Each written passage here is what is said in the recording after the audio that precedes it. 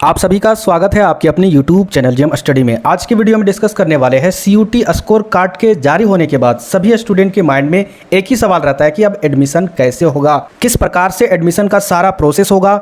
A to Z इस video में पूरी डिटेल से एक्सप्लेन करूंगा। वीडियो को कंप्लीट देखिएगा। कितना नंबर, कितना मार्क्स, किस यूनिवर्सिटी के लिए आपको चाहिए, किस कोर्सेज के लिए, ह्यूमैनिटीज के लिए कितना मार्क्स चाहिए, वो सारा इस वीडियो में पूरे डिटेल से एक्सप्लेन करेंगे। वीडियो थोड़ा लंबा है, लेकिन अगर वीडियो को पूरा कंप्लीट देख लेते हो, आपके दिमाग में जो भी टेंशन है वो सारा टेंशन इस वीडियो को पूरा देखने के बाद खत्म हो जाएगा। ठीक है, तो चलिए वीडियो को शुरू करते हैं। सबसे पहले यहाँ पर देख लेते हैं कि एडमिशन प्रोसेस होने वाला क्या है आफ्टर CUT रिजल्ट के बाद। सबसे पहले जैसे ही CUT UG का रिजल्ट जारी कर दिया जाता है, जो फाइनल स्कोर कार्ड होता है, ठीक है, जिसमें आपको वहां पर आपका मार्क्स दिखेगा सब्जेक्ट वाइज। ठीक है, इधर आपका सब्जेक्ट रहेगा, एक कॉलम में आपका परसेंटाइल रहेगा, एक कॉलम में आपका नॉर्मलाइजेशन वाला सब्जेक्ट रहेगा। ठीक है, तो यहां पर मैं आपको बताना चाहता हूं जो परसेंटाइल वाला मार्क्स है उससे कोई मायने नहीं रखता है। जो आपका यूनिवर्सिटी मेरिट लिस्ट जारी करता है वो आपका नॉर्मलाइजेशन वाला जो मार्क्स होता है उसी के बेसिस पर ही होता है। ठीक है, परसेंटाइल मार्क्स के बारे में आपको बिल्कुल भी नहीं सोचना है। तो सबसे पहले जैसे ही स्कोर कार्ड रिलीज कर दिया जाता है CUT के द्वारा, NTA के द्वारा, उसके बाद जितने भी यूनिवर्सिटी होते हैं, चाहे सेंट्रल यूनिवर्सिटी और इस साल से यानी 2023 से आपका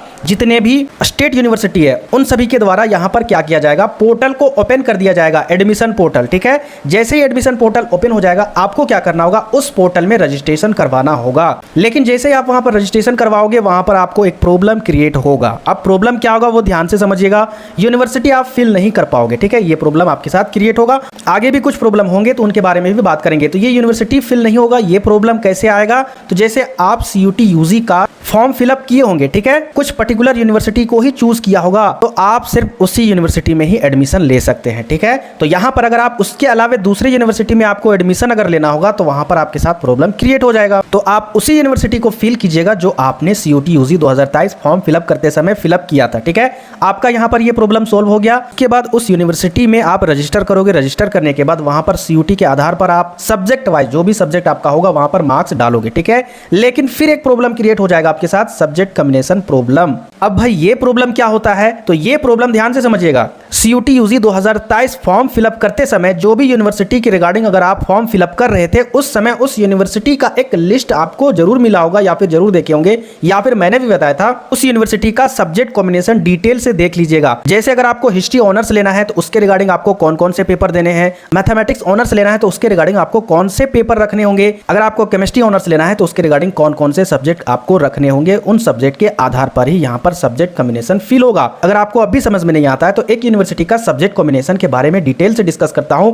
आप क्या कीजिएगा, CUT UG के ऑफिशियल वेबसाइट में चले जाइएगा। उसके बाद आप यहां पर लॉगिन कर लीजिएगा। ठीक है, लॉगिन करने के बाद ध्यान से समझिएगा, आपको यहां पर क्लिक करना होगा। जैसे आप यहां पर क्लिक करोगे, ठीक है, ये 3 डॉट वाला जो सेक्शन दिख रहा है यहां पर आप जैसे ही क्लिक कीजिएगा, देखिए यहां पर लिखा है यूनिवर्सिटीज। ठीक है, आपको यहां पर क्लिक कर देना है। जैसे आप यहां पर क्लिक कीजिएगा उसके बाद आप किसी भी यूनिवर्सिटी से फॉर्म फिलअप किए हो वो सारा यहां पर यूनिवर्सिटी नजर आ जाएगा। यहां पर आप चाहोगे तो आप अपना यूनिवर्सिटी सर्च करके भी फाइंड कर सकते हो इसमें। ठीक है, यहां पर मैं आपको विनोबा भावे यूनिवर्सिटी के आधार पर मैं आपको एक्सप्लेन करूंगा। ठीक है, इस प्रकार से सब्जेक्ट कॉम्बिनेशन होते हैं। तो यहाँ पर जैसे आप यहाँ पर क्लिक कीजिएगा उसके बाद फिर यहाँ पर एक नया इंटरफेस खुलेगा। उसके बाद नीचे आइएगा। ठीक है, नीचे आने के बाद यहाँ पर आप जो भी सब्जेक्ट के आधार पर अपना ऑनर्स रखना चाहते हो यानी मेजर पेपर रखना चाहते हो उसके अकॉर्डिंग आपके यूनिवर्सिटी के द्वारा पहले ही सब्जेक्ट कॉम्बिनेशन बता दिया गया। ठीक है, तो यहाँ पर देखिए सब्जेक्ट कॉम्बिनेशन क्या आपका, जैसे यहाँ पर हिंदी ऑनर्स अगर कोई स्टूडेंट रखना चाहते हैं ह्यूमैनिटीज के अंदर में तो उनको एक पेपर लैंग्वेज वाला रखना होगा, यानी आप रख चुके होंगे। उसके बाद दूसरा पेपर आपका जनरल टेस्ट, इसके अलावा कोई भी डोमेन पेपर नहीं रखना होगा अगर आप हिंदी ऑनर्स रखना चाहते हैं। अगर कोई डोमेन पेपर रख लिए और हिंदी लैंग्वेज वाला भी पेपर है और आपका जनरल टेस्ट भी है तो आप भी हिंदी ऑनर्स ले सकते हो, कोई दिक्कत नहीं है, वो एक्स्ट्रा पेपर हो जाएगा। ठीक है, आगे यहां पर देख लेते हैं सब्जेक्ट कॉम्बिनेशन कुछ सब्जेक्ट का, उसके रिगार्डिंग फिर हम लोग आगे बात करेंगे। अगर कोई भी सोशल साइंस में एंथ्रोलॉजी ऑनर्स रखना चाहते हैं उनके रिगार्डिंग यहां पर क्या क्या पेपर होना चाहिए, तो पहला आपका लैंग्वेज पेपर होना चाहिए, कोई भी लैंग्वेज चलेगा। ठीक है, इसके बाद यहां पर देखिए दूसरा पेपर क्या होना चाहिए, एंथ्रोलॉजी मस्ट है। आप ऑनर्स जो चीज रखोगे वो सब्जेक्ट तो रखना एकदम बिल्कुल भी है। उसके बाद सेक्शन 3 में आपका जनरल टेस्ट होना जरूरी है। ये 3 पेपर आपका होना जरूरी है। इसके अलावा जो भी आप ऑनर्स लेना चाहते हो, अगर यहाँ पर थोड़ा सा बायोलॉजी के बारे में अगर देखें, बोटनी ऑनर्स अगर आप नेचुरल साइंस में रखना चाहते हो तो पहला सेक्शन में आपको लैंग्वेज पेपर होना है, कोई भी लैंग्वेज पेपर। दूसरा सेक्शन में यहाँ पर ध्यान से देखिए, इनमें से कोई भी एक सब्जेक्ट आपका होना चाहिए, जैसे बायोलॉजी या फिर बायोलॉजिकल स्टडीज या फिर बायोटेक्नोलॉजी या फिर बायोकेमिस्ट्री। ठीक है, और साथ ही साथ आपका सेक्शन 3 में जनरल टेस्ट होना चाहिए। तो इस तरीके से आप अपने अकॉर्डिंग जो भी आपका मेजर पेपर है या फिर आप लेना चाहते हो यहाँ पर अपनी यूनिवर्सिटी के द्वारा सब्जेक्ट कॉम्बिनेशन को देख लीजिएगा और उसी सब्जेक्ट का CUT में जो मार्क्स आया है उसी को रजिस्टर कर दीजिएगा, ठीक है। अब यहाँ पर समझते हैं कि बेस्ट कॉलेज में कितना मार्क्स होना चाहिए आपको, अच्छा यूनिवर्सिटी में अच्छा कॉलेज अगर आपको चाहिए, जैसे कि आपका सेंट्रल यूनिवर्सिटी में, ठीक है। उसी के अकॉर्डिंग फिर हम लोग स्टेट यूनिवर्सिटी की बात करेंगे, साथ ही साथ झारखंड यूनिवर्सिटी के बारे में भी बात करेंगे कि कितने मार्क्स के आधार पर आप एडमिशन करवा सकते हो, अच्छा कॉलेज आपका मिल सकता है। तो यहाँ पर सबसे पहले बेस्ट कॉलेज के बारे में बात करते हैं। सेंट्रल यूनिवर्सिटी में जो अच्छे अच्छे कॉलेज होते हैं उनके बारे में बात कर लेते हैं। अगर आपका 3 डोमेन पेपर है, ठीक है, 3 डोमेन पेपर यानी आपका अगर हिस्ट्री है, ज्योग्राफी है, पॉलिटिकल साइंस है, इसी प्रकार, तो एक डोमेन पेपर आपका 200 मार्क्स का होता है। तो 3 डोमेन पेपर यानी 200 × 3, इसको अगर मल्टीप्लाई कीजिएगा तो आपका 600 आता है। इसका मतलब 600 में कम से कम आपका 550 तो होना बहुत जरूरी है। और ये जो आपको मार्क्स बता रहा हूं ये आपका जनरल कैटेगरी वालों का है।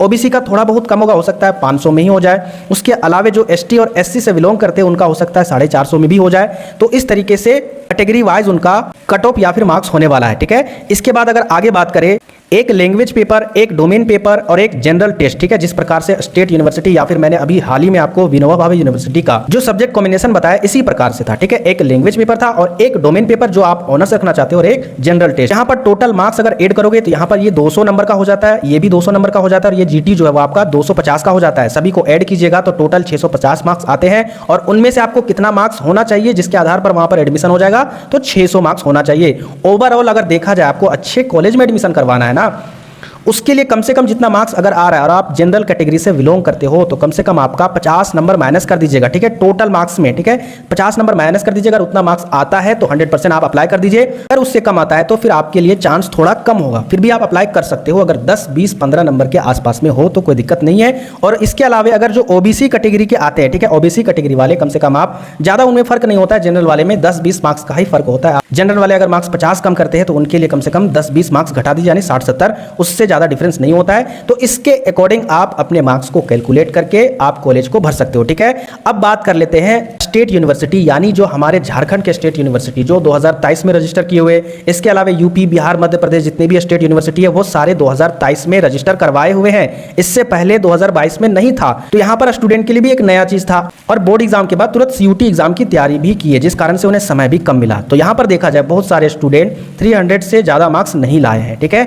जो 80% स्टूडेंट है उनका मार्क्स लगभग 250 से प्लस आया हुआ है, ठीक है। और देखा जाए तो 400 से नीचे है, एकदम डाउन में है। अगर आपका 650 में अगर 400 नंबर आ रहा है, ठीक है, 400 प्लस मार्क्स आ रहा है तो जनरल वाले अप्लाई कर सकते हैं स्टेट यूनिवर्सिटी में, जैसे विनोबा भावे यूनिवर्सिटी है या फिर जो भी यूनिवर्सिटी आपका CUT के आधार पर एडमिशन होगा उसके लिए यहाँ पर 400 प्लस होना जरूरी है। इसके अलावा अगर ओबीसी हो तो आपको कम से कम 350 प्लस होना जरूरी है और एसटी एससी के लिए भी कम से कम 300 प्लस होना चाहिए अच्छे कॉलेज में एडमिशन करवाने के लिए, ठीक है, स्टेट यूनिवर्सिटी में। लेकिन बहुत सारे स्टूडेंट का इनसे भी कम मार्क्स आ रहा है, तो वो क्या करेंगे, आप उस यूनिवर्सिटी में रजिस्टर कर सकते हो, कोई दिक्कत नहीं है, क्योंकि 2022 में CUT लागू नहीं हुआ था तो कोई कट ऑफ भी जारी नहीं हुआ था। तो इस आधार पर मैं आपको डायरेक्ट नहीं बोल सकता हूं कि आप एडमिशन नहीं करवा सकते हो। कुछ भी हो सकता है कि आपका 200 मार्क्स वाले भी सीट ले जाए, तो कुछ कहा नहीं जा सकता है, ठीक है। आपके मार्क्स के आधार पर ही मैं आपको बता रहा हूं कि कम से कम आपका 300 प्लस मार्क्स अगर है तो आप एडमिशन के लिए रजिस्टर करवा सकते हो। नहीं तो अगर जिनका कुछ प्रॉब्लम है, जैसे कि